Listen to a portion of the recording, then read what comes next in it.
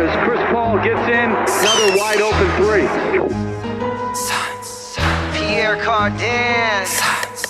Defers to Booker for the long-range jumper. P-H-O-E-N-I-X. Phoenix Suns, and you know we up next. Yeah, we working for that championship ring. We the Valley, it ain't nothing but a thing. P-H-O-E-N-I-X. Phoenix Suns, and you know we up next. Yeah, we working for that championship ring. We the Valley, it ain't nothing but a thing. Chris Paul bring a dinner with the dish. D-Book on the corner with the swish. We the Valley, hating with the dumb.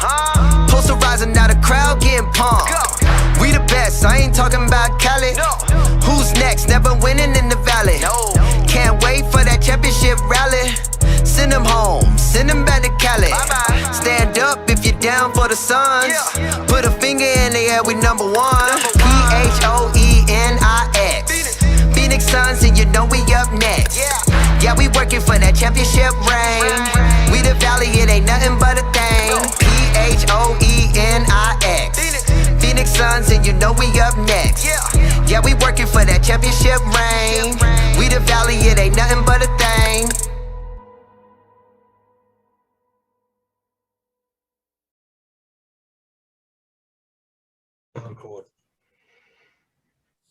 Welcome, guys. Suns podcast after a pretty disappointing game, whatever the fuck that game was. Game 5. But we're all going to let it go. We're moving on.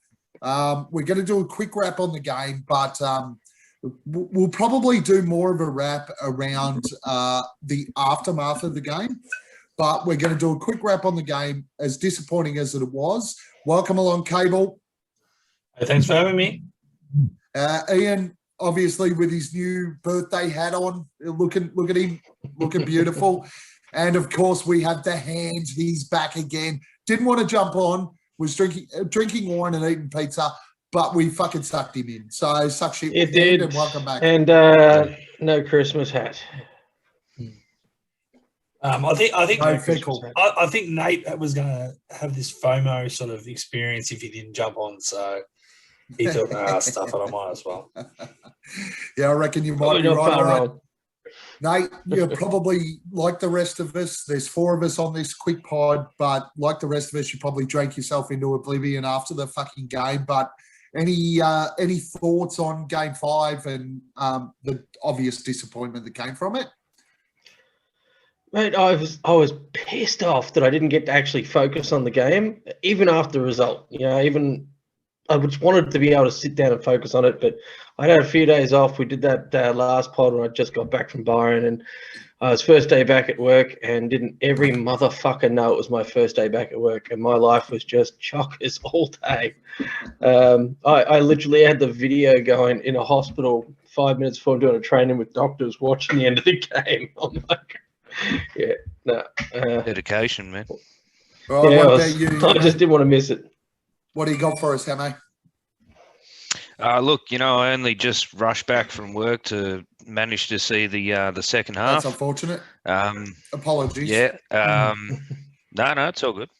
But yeah, no, it was not our best effort, obviously. There's certain details we need to work on, certain things we're going to talk about soon.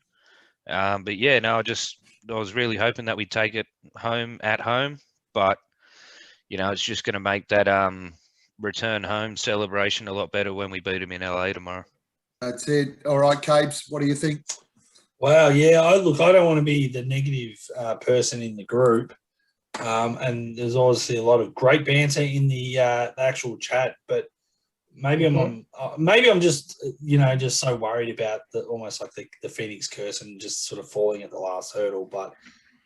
Geez, I think we've underrated these Clippers side, and I think maybe Kawhi being out was the first thing that we sort of took for granted, and the fact that we were able to win 2 games without CP3 again maybe lulled us into a false sense of security, and then Zubac not playing yesterday, which you think, well, Ayton should go for 30 and 20 here, and it didn't really happen. So there was a lot of things that getting them all right.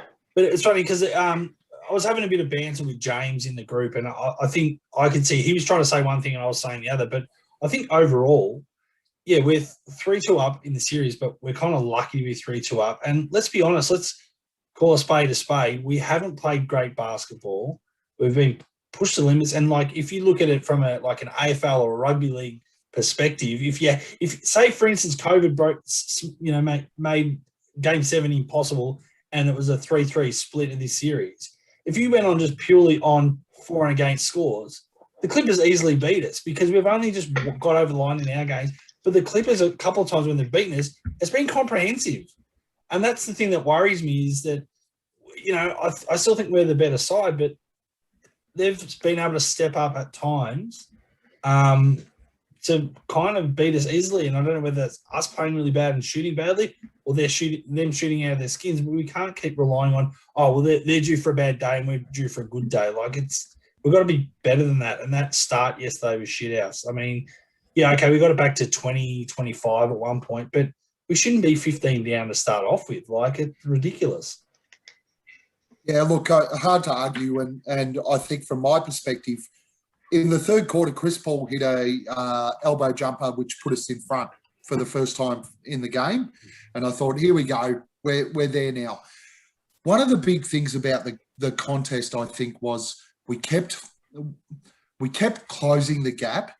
But as soon as we'd close the gap, we'd go a 9 or 11 down again. It just happened over and over and over and over again. It was frustrating. But the one thing I do want to say is, and I thought you were going to go down this route, Cable, but I'm going to do it now. Phoenix Suns fans, we lead the series 3-2. It ain't as fucking bad. The world has not fallen in yet. We still only need one fucking win. Now, we all know that, and the positive thing from my perspective, and I do agree with a lot of what you said, Cable, but the positive thing from my perspective is, and I've brought this up on other pods, we've won games in this series that haven't been convincing, but it's covered up other things. This season, all season, we have bounced back from poor losses. We did it the first time, even though it was a fucking horrible, scrappy piece of shit game, we still won it. We had a horrible loss yesterday. Tomorrow, we've got the opportunity to bounce back. If this was Game 7, we lost Game 7, we don't have that opportunity anymore. But as of right now, we've got 2 games in order to bounce back from that performance. Cable mentioned it to me yesterday and to Ian as well, that he was just about cooked with the fucking chat group. I have not been on the chat group. I've not been on the chat group since 3/4 time of our game yesterday because motherfuckers, calm your jets. Oh, yes, mate. Not even yesterday, the game before. We were shit yesterday. But we are still 3-2 up. The world has not collapsed yet. Calm down. Let's see how we bounce back because we've done it all year. Let's give our guys that opportunity. I will say, though, that, in sort of counteracting almost what I've just said as well, that, the only thing that has annoyed me a little bit, like Book hasn't been great apart from game 1 of the series. He did shoot a lot better from 3, ironically enough, and he Nate played well yesterday. What? No, see, I don't reckon 3 threes. He hit his multi. I think he shot well, but I don't know if he was that good yesterday. I think there was a time when we were coming back. He was part of that getting us back, and then Monty made some choices that I didn't agree with, taking Campaign out and then leaving Booker as a sort of point. And then there was a couple of turnovers and poor decisions made, and that's kind of on Booker a bit too. But anyway, that's a whole other thing. I will say, though, that they also shot the lights out. It wasn't just, Paul George, who played an awesome game, Paul George, but we let Marcus Morris dominate. DeMarcus Cousins dominated. And, of course, Reggie Jackson's always going to pop up for a few points here and there. But I just think – pretty killer, man. But that's the thing. We can't afford – even if George dominates as a game, and I think this is something similar to, I think, someone on the solar panel might have said, but – it's okay. If George is going to rip you a new one, that's fine. You shut the other guys down. He's got no one to help him. But we even let the guys that shouldn't be really scoring that many points, we let them look good. And that was the big thing because on our team side, Chris Paul and Book got some points, but Bridges, Crowder, again, has struggled. He hasn't even got into double figures. Ayton had his first sort of game down. I mean, you can't expect if we're not going to have contributions. Yep.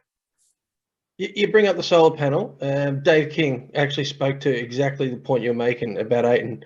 He was talking about Ayton actually being scared to play bully ball on guys that were smaller than him. Yeah. So every time there's a mismatch, he didn't lean. He backed off and he gave him a game where he could have actually dominated and just shut him out. And it's like you said, it's the first time we haven't seen that. I think his exact comment was that when they put small ball lineups in, he's afraid to step on anyone's head. Yeah, and he's got to get over that. He's got to get over that. Yep. Because Shaq wouldn't have done it. Shaq would never have backed down. No, he would have bullied the shit out of him.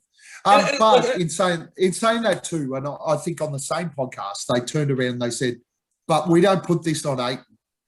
They did not run the plays for Ayton.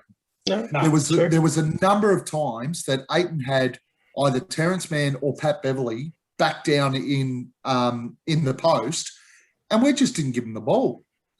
Now, that to me is frustrating. And on that same pod, and I absolutely agree with them, was one thing I wanted to bring up here, and they beat me to it because they pod straight after the game. Put it into him. Put it into him. If he can't hit the shot, Ayton is actually a very, very good big passer. As a big man, he passes the ball well. Give it into him. If he doesn't want to shoot the ball, he's going to set up those guys on the outside. And we need to be able to do that, especially when we're not hitting those outside shots. Jay Crowder's struggling. Mikal Bridges is struggling. Mm-hmm. Cam Johnson's been fantastic. Yep. But the reality is we really have to start to hit the paint. There is no excuse with Zubats out of the game that we got outscored by 22 points in the paint. No, fucking Morrow. Yeah, that was atrocious. Anyway. But it goes to show also how good, I mean, I think what has probably happened, even for our own players, because even as fans, we probably, like I said, got lulled into the false sense of security, is that we finished second and we were the second best side in the NBA for the regular season. We get to the playoffs and we finally kind of almost break that hoodoo of beating the Lakers and LeBron. And then we torched the Denver Nuggets. So then there's this momentum and just we're all up and about. We're dominating the playoffs. And all of a sudden now we've actually got a challenge. And that's where – and I think with Kawhi being out, I think they must have got into our head. That's why I'm disappointed with the losses. I think maybe the players started believing it too much. And being at home and the fans, maybe they thought it was going to happen and they just obviously didn't work hard enough. It's a young squad, man. Yeah, that's true too. Let's wind right back, right? At the start of the season, we all sat there, and especially like three of us on the pod. Cable joined later, but our expectation at the start of the year was 35 wins. We ended up with the second best record in the league, right? Pre this series, while the Jazz and the Clippers were still going, all of us on this pod sat here and went, we'd rather play the Jazz. They're a better matchup. The Clippers are a tough matchup. But reality is that we've got ourselves in a position here to make the finals. We have to make the most of it.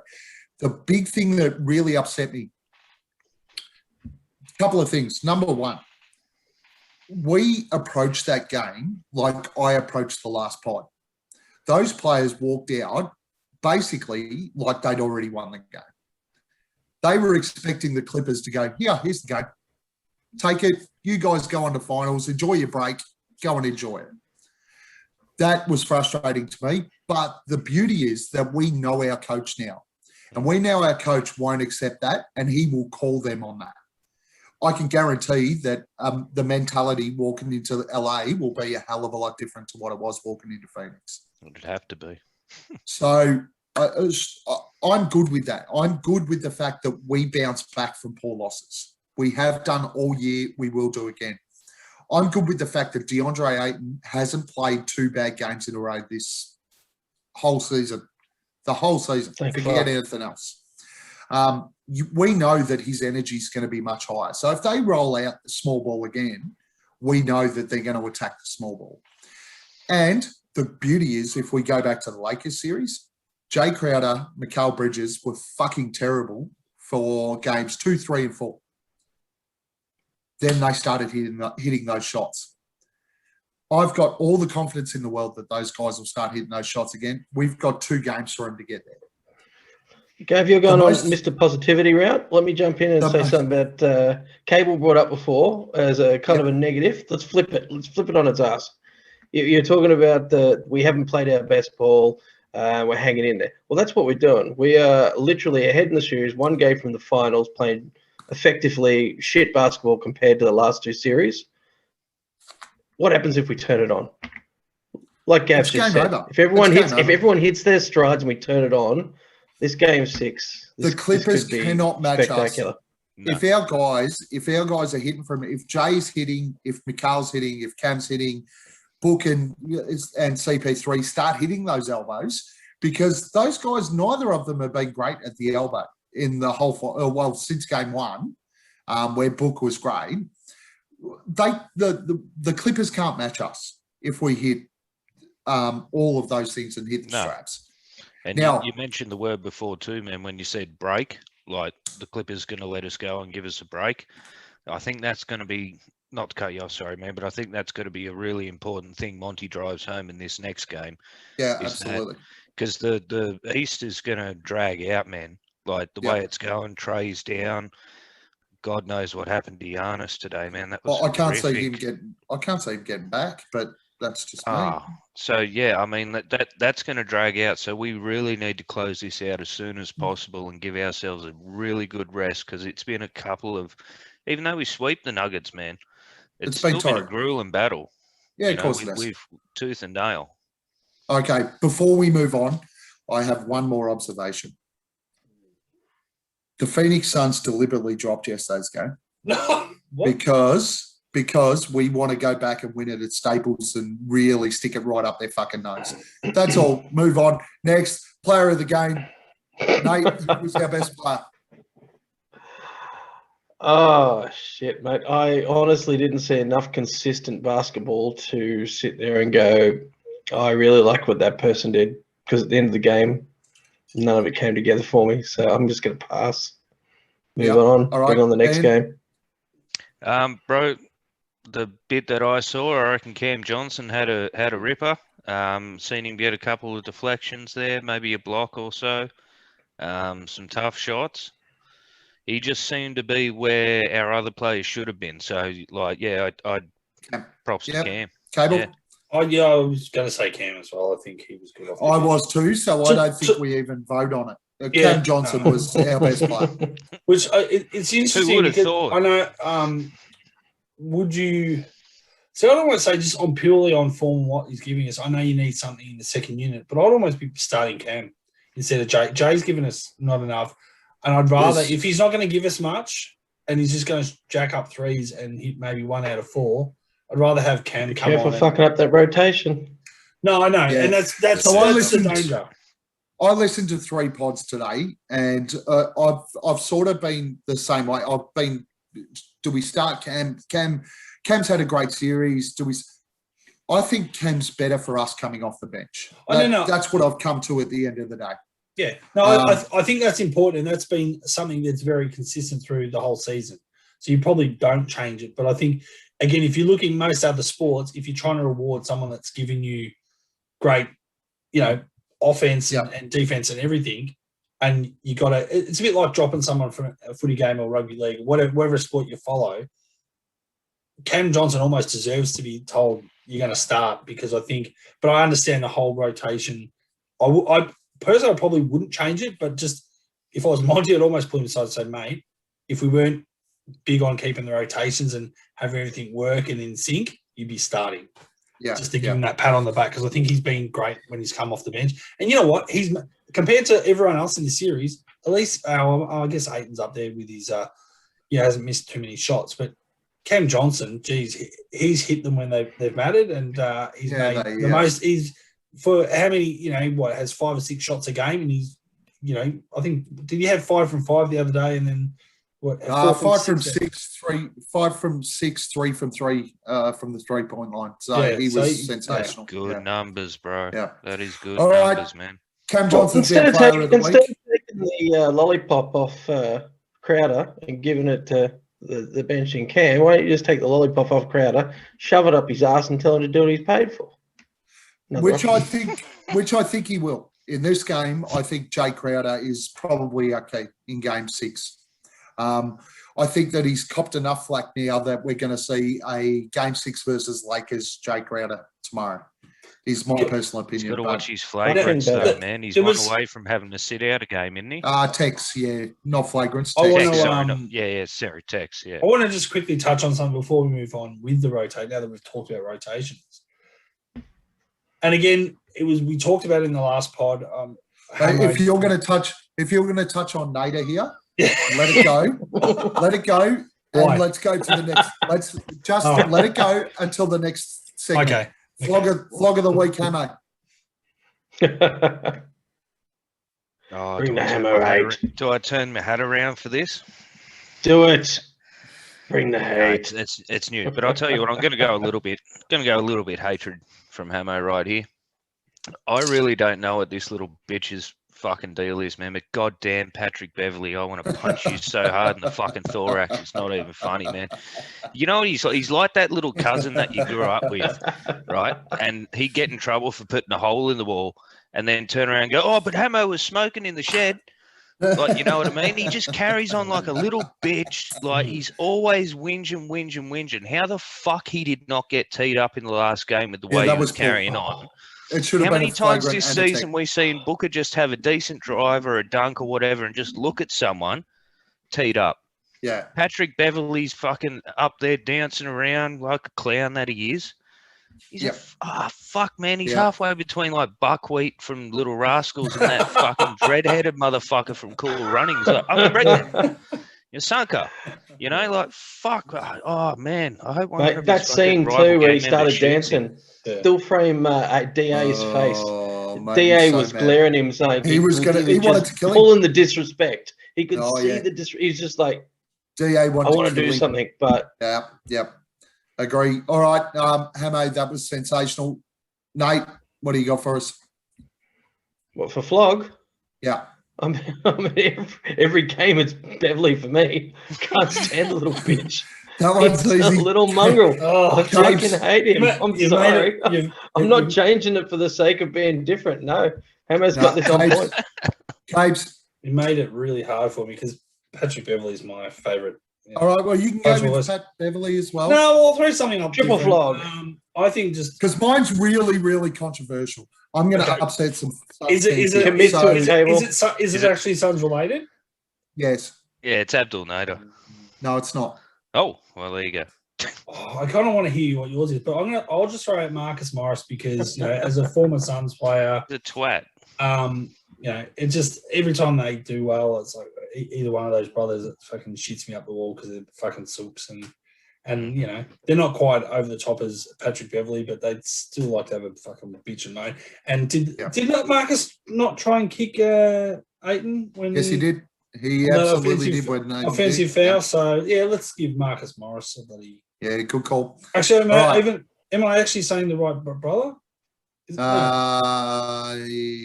gives a fuck? They're both wankers. Yeah. Is it Marcus? It's Marcus in Clippers. Yeah. Okay, yeah. Just say Mook. Keith went to the other Lakers. Mook, yeah.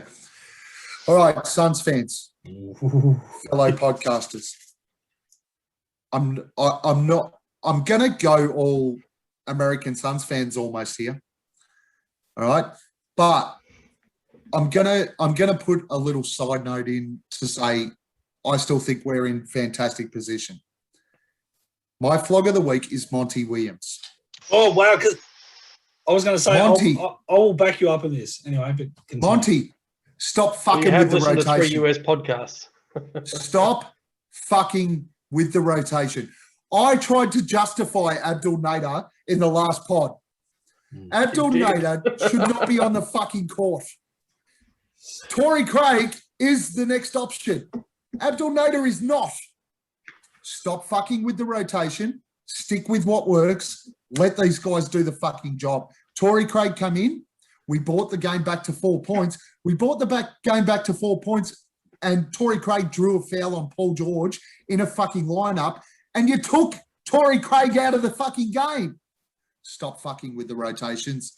Let the guys who are doing the job do the job. I've got no doubt that that's exactly what's going to happen in next game.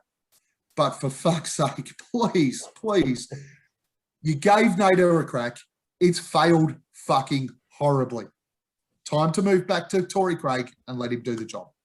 That was a horrible, absolutely, once again, unnecessary elbow that PG threw at TC there after that free throw, man. Like that just epitomises Paul George's game. It does, but he can't win without trying to be sneaky. The problem I've got is Torrey got in. He got into his head. We were within 4. They called the foul on Paul George. No, it wasn't. A minute and a half later, from 4 points down with that call on Paul George when we were in a great position, he took Torrey Craig out of the game. He put Nader back into the game, and we went from 4 points down to 13 points down in 90 seconds. Seriously, come on. Let it go. I apologise to those that may be there, and I know it's probably a controversial one, but if he wakes up and we go back to our rotation, I think that we have the Clippers well and truly covered. Yeah, a much better chance at least. I know it's controversial, but I would, I support that because I was tempted on, having a go at Monty as well. Because I agree with you. I feel like he has stuck fat and supported and his rotation most of the way through. And for him to bring Nader back, it's different if Nader was one of our stars off the bench, almost 6th man of the year, and had just come off injury after a couple of weeks. But in fairness to him too, he's been away, for 3 months? And then you're throwing him into the Western Conference final, into a dogfight, and you go, what are you expecting from him? I mean, unless he's in there for a sneaky, give Patrick Beverley 1 or 2 in the ribs or something. Like, what's he in there for? Like, and I agree, like, you brought up some great points last pod about, maybe his defense and just him being able to move quick.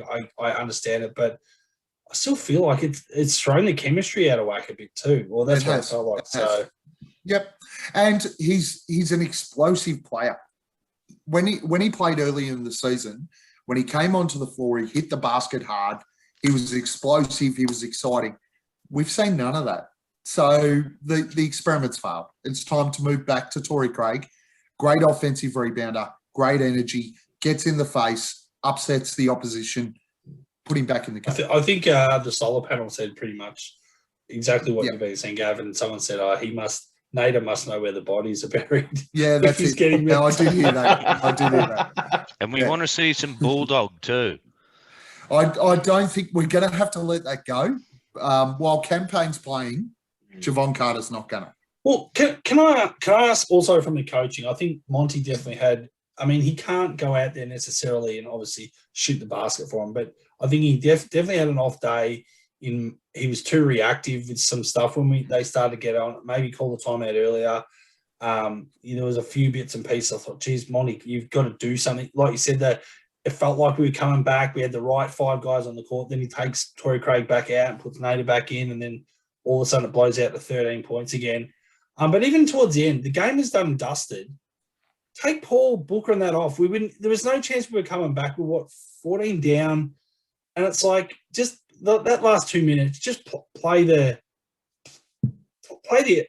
bench. Just I don't understand. And it took till about minute 20. Then he goes, "Oh well, I'll put the bench in now." I'm like, mate, the game was already gone. Like, don't get Paul any more injured. Don't get Ayton injured. Just get him off the court and just play your bench. Like little things like that. I'm like, he had a shocker. Maybe he was getting sucked in by the absolutely.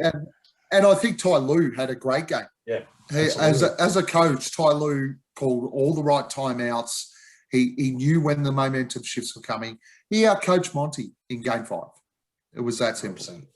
You boys were talking about on the last pod though, and like who would you send out to just absolutely smash Beverley? Why not put Bulldog out there to get a couple of hard fouls on him? Yeah, Thank you. Yeah, I don't disagree with it, but I just can't see it happening. It's just not going to happen. I'd rather put sticks in and just get him to walk straight out and just punch him as hard as he can in the face. You want to see the stick show? That's right. He's never going to make it as a basketballer anyway. So, all right. I said it in the last pod too, mate. I know, but it's I just don't think different he's there. when it's directly in my ears. Yeah, I don't think he's there. All right. You've got a chance to rebut. Game 6 wrap up. How's it going to look? Let's go with, I'll give you a second to think, Handy, because you look like you need to. Hammo, how's it going to look, Game 6? Look, man, I really hope it's going to be not so much Game 6, but the aftermath of Game 6. I really hope it's going to be very reminiscent of when we come home from Denver after the sweep, and the way the town looked, the way the town sounded, how happy the guys were. I want us to go home tomorrow. Sorry, go home, I mean win. Jesus Christ. I want us to go back tomorrow to Phoenix after the game and just absolutely lap it up. Like I said, take a really good rest, because what's happening in the East is going to be pretty brutal either way. And yeah, I just hope someone really kicks Beverly in the balls really hard, or steps on his foot, or I don't know, eye gouge him maybe. Crowder did a good job of doing that to PG the other day. I did like that. All right, Capes. Yeah, I made a silly prediction last time. I wasn't counting all my eggs like you did, Gav, last time, but I was still confident we could win. This time, I still think we can do it.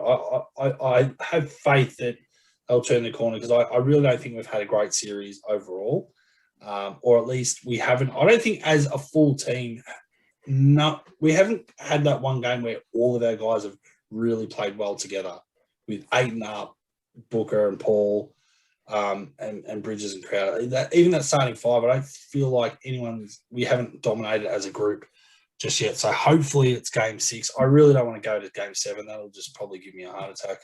Because going on what your point is, we should be still happy with, even if say God forbid we did get knocked out and not make the finals, we should be still proud of what they did coming from where they have 2 years ago.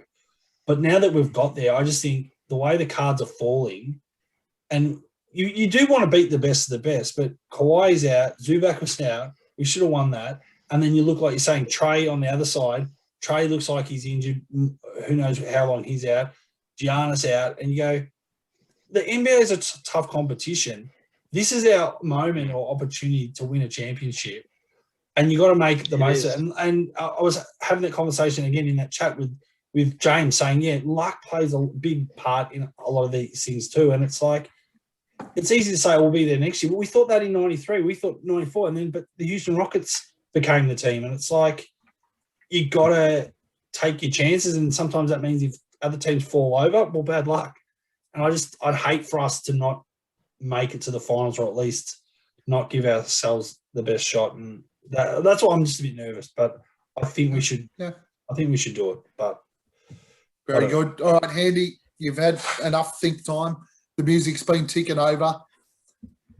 I share the nervous sentiment. I think we have to win this one. I don't believe a Game 7. I don't care if it's at home. I don't care what it. We have to polish this off, get the extra couple of days rest. I think I'd like to see us protecting the stars a bit better, rather than letting Booker, CP3, and Ayton do the fighting, do the attentions.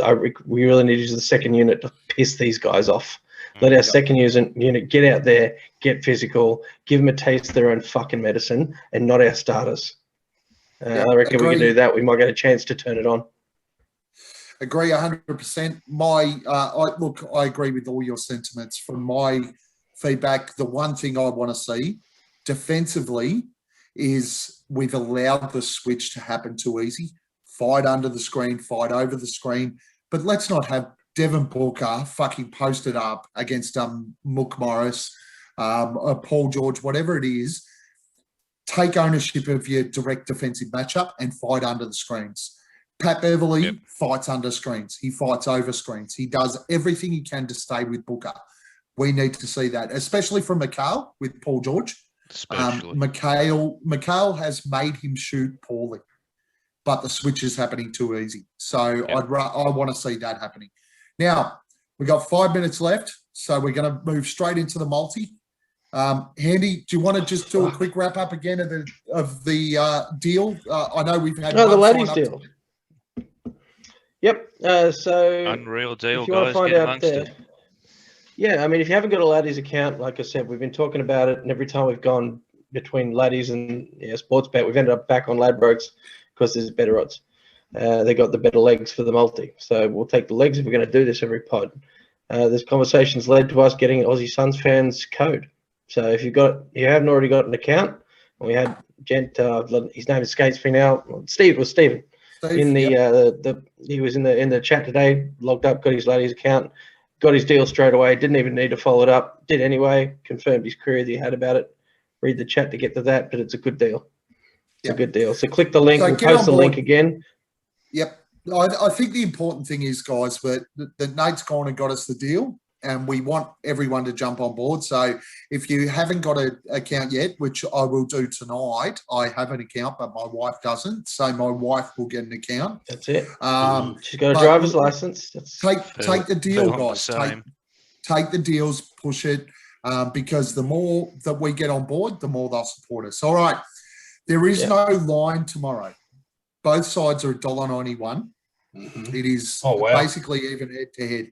So we will take that. We will take Mikhail for one block because that ticks off. My bet, so I'm getting in first this time because I never get to go first. Devin Booker, 3 threes. I'm backing it up because he won it last time. He's still paying $2.50 for 3 threes. I am on board. Devin Booker, 3 3-pointers. Cable, who you got? Oh, no, come back to me. Oh, Jesus, Cable. Hammo. Piss off. Oh, look, let's go in the same vein. What's Cam Johnson doing for 3 threes? Cameron Johnson for 3 threes. I don't even think he's in the market. Not there. He's not in the market. All right. Hand, you got something? Not really. No, keep going. All right. Let's go with... Jump in with your standards. Look, let's get 8 and 12 plus rebounds. 8 and 12 plus. Love it. He is paying $1.90. Nice odds too. That's juicy. All right, Cabes. Is Zubac supposed to be coming back or not? Was he or is? It's unknown at this stage, but he's listed as questionable. So I'd say unlikely. Well, I don't think, like we just said before, I don't think Aiden's going to have 2 down games. So I would put down Aiden for, I'm just wondering, 15 or 20 points plus. Let's put him down for 20 plus at $2.40. I like it. If we're going to have a roll, let's have a roll. Nate, what do you got? I'm just going to go with my favourite bet, which is picking the margin. It's a 50-50 split. The odds usually come out good, 1 to 10 or 11 plus. So, gents, chime in. If I would like to take an 11 plus because I want to think we're just going to knock this in the park. Does anyone disagree? On form, on form, I don't look. We haven't done it on form, but reality is, I like the confidence. And to be honest, I do think we win tomorrow, and I think we win well. Well, if we win well, I'll take the 11 plus. Total margin or 11 plus is paying $4.50. That will punch our odds to 50. That'll bump the ads. Yep. 58.87. I like it. We're on. That's what we're going with. And we will odds boost to $72, which will give us a return of $360.90. And we're on. Gav, have you submitted that yet? I have. All right. Why? I was going to say I got it this time. Don't worry. I got next one. You got next one. I'll run out of time anyway, fellas. So you got game double bet. You got game 1 of the NBA finals. All right, boys. Thank you very much for joining us again. Fantastic stuff. We are going to the NBA finals after tomorrow's game. Let's have that confidence. Unfortunately, I don't want to see a complete and utter meltdown of Aussie Suns page, fucking Phoenix Suns Nation, and all that shit that fucking wanted me to murder people yesterday. Stay positive, people. As Chris Paul gets in, another wide open 3. Pierre Cardin. Defers to Booker for the long-range jumper. PHOENIX. Phoenix Suns, and you know we up next. Yeah, we working for that championship ring. We the valley, it ain't nothing but a thing. PHOENIX. Phoenix Suns, and you know we up next. Yeah, we working for that championship reign. We the Valley, it ain't nothing but a thing. Chris Paul bringing dinner with the dish. D-Book on the corner with the swish. We the Valley, hating with the dunk. Posterizing, now the crowd getting pumped. We the best, I ain't talking about Cali. Who's next? Never winning in the Valley. Can't wait for that championship rally. Send them home, send them back to Cali. Stand up if you're down for the Suns. Put a finger in the air, we number one. P-H-O-E-N-I-X. Phoenix Suns, and you know we up next. Yeah, we working for that championship reign. We the Valley, it ain't nothing but a thing. P-H-O-E-N-I-X. Phoenix Suns, and you know we up next. Yeah, we working for that championship reign. We the Valley, it ain't nothing but a thing.